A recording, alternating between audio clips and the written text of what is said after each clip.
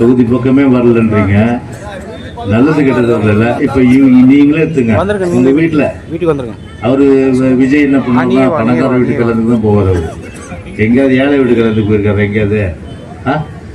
நீங்க போட்டுக்காம ஏழை வீட்டு கலந்து போயிருக்காரு. அவர் பெரிய பெரிய ப்ரொடியூசரா அப்படிதான் போவார். அவரு அந்த மாதிரி 7 ப்ரொடியூசர் உருவாக்கி இருக்காரு அவரு.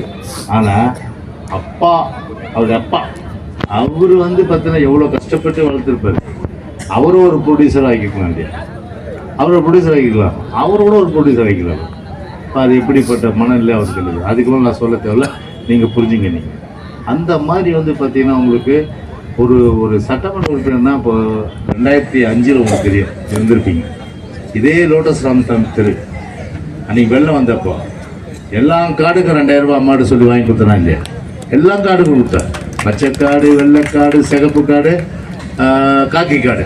போலீஸ்காரங்க அவங்க கூட கேட்டாங்க, நாங்கள் எங்களுக்கும் இல்லையாங்க, நாங்கள் உங்களுக்கும் இருக்குங்க வாங்க சொல்லி அந்த கார்டுக்கும் 2000 ரூபாய் அரிசி எல்லாம் வாங்கி கொடுத்தோம்.